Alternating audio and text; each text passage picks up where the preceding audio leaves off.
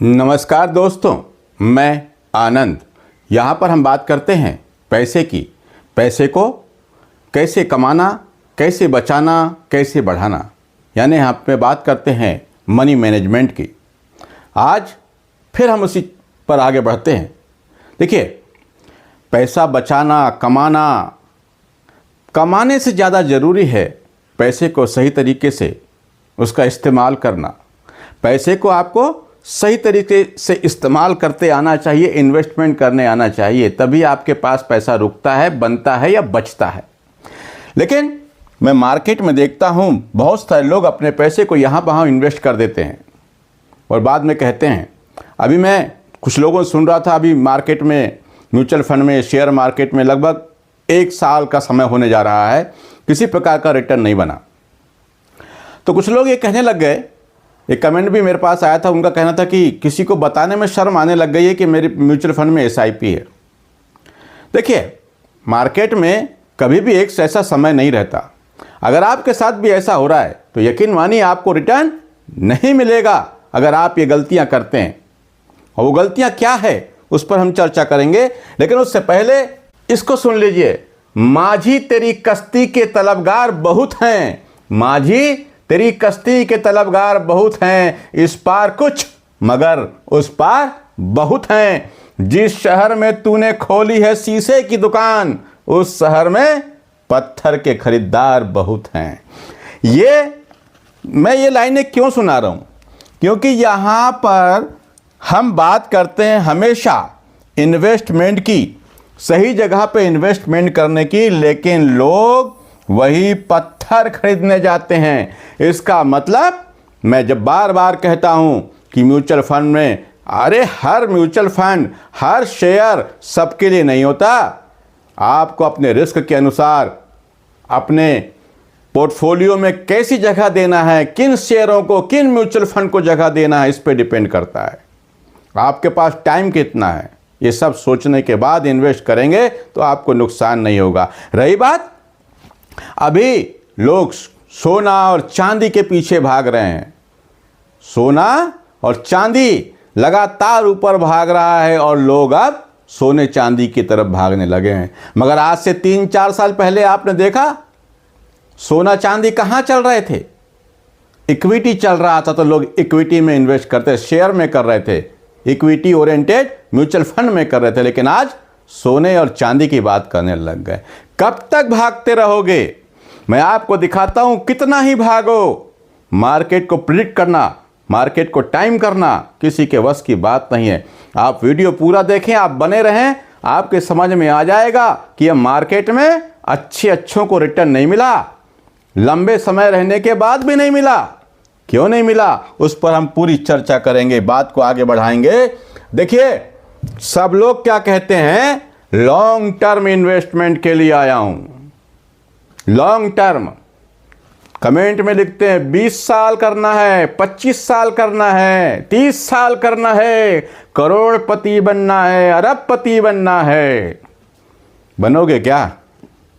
जरूर बन सकते हो, मगर तब जब खुद पे कमिटमेंट रहे, कंटिन्यू करें। अरे जब आप 5 साल, 10 साल, 20 साल के लिए मार्केट में आए, म्यूचुअल फंड में आए हैं, तो छोटी सी गिरावट से देख करके भागने की आवश्यकता भी नहीं। लेकिन ध्यान रहे, मार्केट में जो चल रहा है उसके पीछे नहीं भागना है। आपको अपने रिस्क के अनुसार, अपने रिस्क सहने की क्षमता के अनुसार ही इन्वेस्टमेंट करना है। देखिए, लॉन्ग टर्म इन्वेस्टमेंट की बात करूं तो क्या सही में पैसा बनता है? कई बार नहीं बना है। आश्चर्य होगा, दिखाता हूं आपको, इतिहास दिखाता हूं। मार्केट में गोल्ड सिल्वर का इतिहास देखना जरूरी है, क्योंकि इस वक्त मार्केट में जिसको देखो सोने और चांदी की बात कर रहा है, उसको भी देखना जरूरी है। पर क्या इतिहास दोहराया जाएगा? क्या हर बार? कभी ऐसा समय भी था जब ये सिल्वर और गोल्ड गिरे हुए थे, उसको भी देखेंगे। लॉन्ग टर्म इन्वेस्टमेंट में पहली बात तो हम गलतियां क्या करते हैं, स्वयं का रिस्क जाने बिना निवेश कर देते हैं। दूसरा, किसी भी एक ही एसेट में निवेश करते हैं। इक्विटी तो इक्विटी, गोल्ड तो गोल्ड, सिल्वर तो सिल्वर, रियलिटी, स्टेट, जमीन, बस इसी में। या फिर सारा धन इक्विटी में लगा देते हैं। रिटर्न का लालच भी हमको परेशान करता है। हम वहाँ जब देखते हैं गूगल बाबा में सर्च मारते हैं टॉप परफॉर्मिंग म्यूचुअल फंड, जो सामने निकल कर आता है हाई रिटर्न देने वाला, उसमें इन्वेस्ट कर देते हैं। अरे भाई सोच तो लो वो तुम्हारे लिए है कि नहीं, तुम्हारी उम्र कितनी है? रिटर्न का लालच नहीं। बिना सोचे समझे निवेश करना। बिना सोचे समझे निवेश करने का मतलब कमाने के लिए ये सोच करके कि आज लगाऊंगा 2 दिन बाद डबल, 3 दिन बाद डबल। बिना सोचे समझे निवेश करना, किसी की देखा देखी करके करना। अरे मैं तो अपने वीडियो में भी कहता हूं कि मेरे वीडियो सिर्फ एजुकेशनल पर्पज से होते हैं। मैं तो आप तक सिर्फ जानकारियां लाता हूं, उसके बाद भी आप अपने रिस्क के अनुसार सोच समझ करके इन्वेस्टमेंट कर रहे हैं तो ही ज़्यादा अच्छा रहेगा। लॉन्ग टर्म बोलते हैं और शॉर्ट टर्म में ही भागने लगते हैं। जैसे ही मार्केट में थोड़ी सी गिरावट होती है तो मार्केट छोड़कर भागने लगते हैं। अब मैं आपको बताऊं, गोल्ड सिल्वर की आज बात हो रही है। कब से? 6 महीने और 1 साल से ही गोल्ड सिल्वर में बढ़त देखने को मिल रही है। लेकिन आप देखिए गोल्ड और सिल्वर के क्या हाल थे। जबरदस्त रिटर्न आज तो मिल रहा है, पर क्या पहले भी ऐसा था? 3 साल पहले ऐसा था? सोचिए, पूछिए। नहीं, ऐसा नहीं था। तब इक्विटी चल रहा था और सब इक्विटी की तरफ भाग रहे थे, क्योंकि तब इक्विटी चल रहा था। अब गोल्ड सिल्वर की तरफ भाग रहे हैं, क्योंकि गोल्ड और सिल्वर भाग रहा है, हम भी उसके पीछे भाग रहे हैं। पर रिटर्न की बात करूं तो हाँ, मैं कहता हूं जैसा कि मैंने थंबनेल में लिखा कि लॉन्ग टर्म इन्वेस्टमेंट करो, मगर कुछ गलतियां अगर करोगे तो आपके हाथ में मिलेगा घंटा और बजाते रहना मंदिर में बैठ के। ऐसा मैं क्यों कहता हूं? देखिए निफ्टी 50 संयम होना चाहिए। 2008 से लेके 2010 3 साल तक लगभग 0% का रिटर्न मिला। पेशेंस है आप में बने रहने का। सेंसेक्स की बात करूं 2000 से 2003 तक -32.5% का रिटर्न, लगभग 3 साल यहां भी कोई रिटर्न नहीं मिला। गोल्ड की बात करूं, सोना 2013 से 2015 के बीच में -19% का रिटर्न दिया है गोल्ड ने। सिल्वर की बात करूं 2014 से 2016 यहां भी लगभग 3 साल -31% का रिटर्न दिया सिल्वर ने, आपकी चमकदार चांदी ने। और इसका इतिहास देखिए, आज लोग सब कह रहे हैं कि सिल्वर ऑल टाइम हाई। देखिए आप, देखिए 1979 में चांदी की कीमत लगभग $6 प्रति ट्राई आंस, लगभग 180 रुपए प्रति किलो से बढ़कर दिसंबर 1979 में $25 ऑंस हो गई थी। यानी यहीं पर आप देखिए 750 रुपए यहां पर आ गई। उस वक्त में हंट बंधुओं का हेर फेर था, इस कारण से इसके भाव, चांदी के भाव दनादन बढ़े।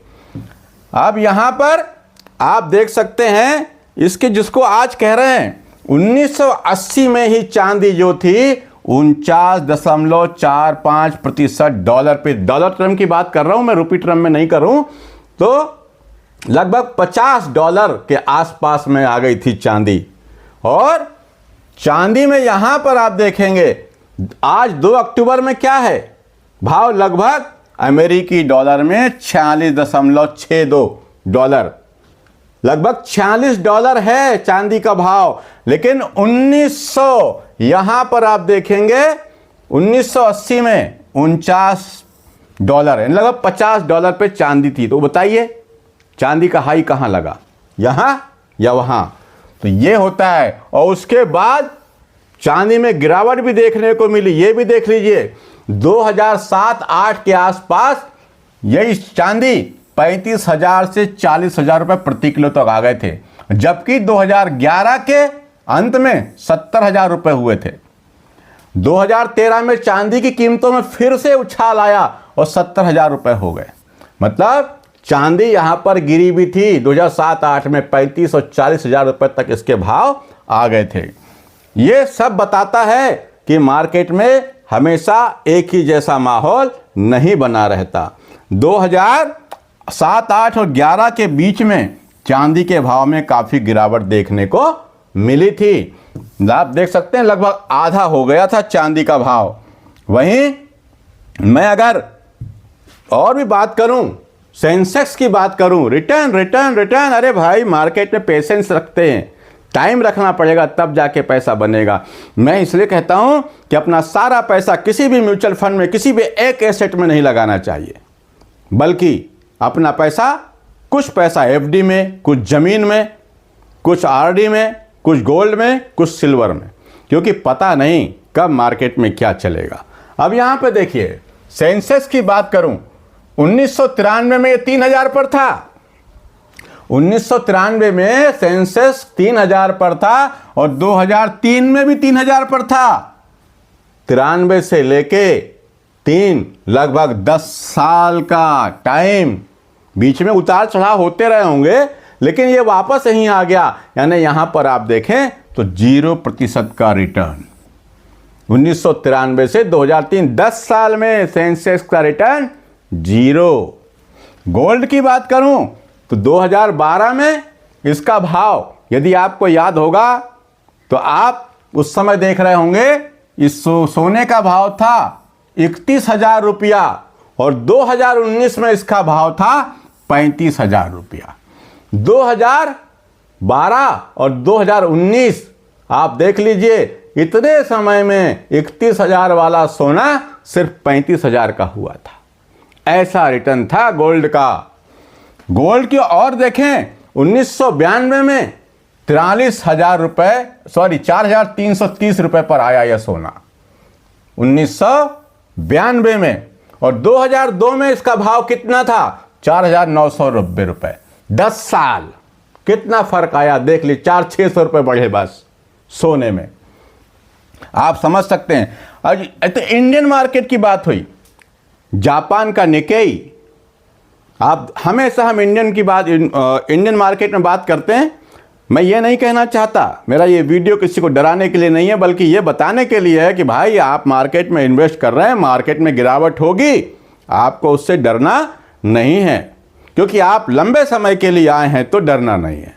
सट्टा जुआ खेलने के लिए आए हैं तो फिर आना ही नहीं था। अगर आप आए हैं, मार्केट लगभग कई बार ऐसा होता है कि 2 साल 3 साल 4 साल तक रिटर्न नहीं देता, और वही समय अभी चल रहा है, लगभग वहीं पर है। जापान के निकेई को देख लो आप, 1989 में 39,000 पर था, 2020 में भी 39,000 पर ही था, और 2024 में भी 39,000 रुपये था। आप बताइए, यहां पर 1990 के आसपास से 2024 तक रिटर्न में क्या मिला? 0%। ऐसा होता है मार्केट में। इसीलिए मैं सबसे कहता हूं कि अपना पैसा मार्केट में एक ही जगह ना लगाएं, बल्कि अलग अलग प्रकार के एसेट में लगाएं। अपना इमरजेंसी फंड, उसको भी बचा कर रखें। मार्केट का कोई भरोसा नहीं, कब चलेगा कब नहीं चलेगा। अपने रिस्क को जांच लें। अब आपको शॉर्ट टर्म में पैसों की आवश्यकता है, 2 साल 4 साल के लिए आपको इन्वेस्ट करना है, और आप इक्विटी में पैसा लगाते हैं, और इक्विटी में भी स्मॉल कैप चुनते हैं, माइक्रो कैप चुनते हैं, सेक्टोरल थीमेटिक फंड चुनते हैं। कोई एक थीम नहीं चली तो हो सकता है 2 साल 4 साल बाद आप जो पैसा जमा कर रहे हैं अपनी बेटी की शादी के लिए कर रहे हो, किसी बड़े काम के लिए कर रहे हो, जिसको करना जरूरी है, और मार्केट ने ऐसा परफॉर्म किया, तब आप क्या करेंगे? तब आप क्या करेंगे? इसीलिए मैं कहता हूं, अपने पैसे को, अपने इमरजेंसी फंड को, मैं तो ये कहता हूं कि अगर आप इन्वेस्ट भी कर रहे हैं, तो अगर आपका कोई काम 2 साल बाद 3 साल बाद आने वाला है, तो पहले से थोड़ा थोड़ा पैसा वहां से निकाल करके बैंक, एफडी, आरडी में जमा कर लें। अपना पैसा अपने पास ला लें, क्योंकि मार्केट कई बार रिटर्न नहीं देता, रुला देता है, और फिर हम कहते हैं मार्केट बुरा है। अरे भाई, किसके लिए कर रहे हैं हम पैसा? यही कहते हैं ना, हम अपने बच्चों के लिए कर रहे हैं। लेकिन जब आप सुरक्षित रहेंगे तो आपके बच्चे सुरक्षित रहेंगे। हवाई जहाज में बैठने पर क्या कहते हैं? मास्क लगाइए, मगर सबसे पहले आप खुद लगाइए, उसके बाद अपने बच्चों को लगाइए। बस ऐसे ही है, अगर आप सही जगह इन्वेस्ट कर रहे हैं, पैसे को बचा रहे हैं, आप बच्चों के लिए ही सही, लेकिन आप सुरक्षित रहेंगे तो आपका परिवार सुरक्षित रहेगा, आपका पैसा सुरक्षित। म्यूचुअल फंड में इन्वेस्टमेंट हमेशा मार्केट के उतार चढ़ाव के साथ चलता है। अभी भी मैं नहीं कह सकता कि मार्केट कितने दिन तक ऐसा ही डाउन रहेगा, कब तक रिटर्न नहीं मिलेगा, कोई नहीं कह सकता, और जो कहता है वो गलत कहता है। मार्केट को प्रिडिक्ट करना किसी के वश की बात नहीं है, पर डरना नहीं है। मार्केट में आप आए हैं और आपने सोच समझकर इन्वेस्टमेंट किया है तो बने रहें, मार्केट आपको रिवार्ड जरूर देता है। दोस्तों, म्यूचुअल फंड को लेकर आपके मन में कोई भी सवाल हो तो कमेंट बॉक्स में जाकर लिखिए। मैं आपके सारे सवाल पढ़ता हूं और कोशिश करता हूं कि आपके सवालों के जवाब दे पाऊं। आज के लिए इतना ही। नमस्कार, जय हिंद, जय भारत।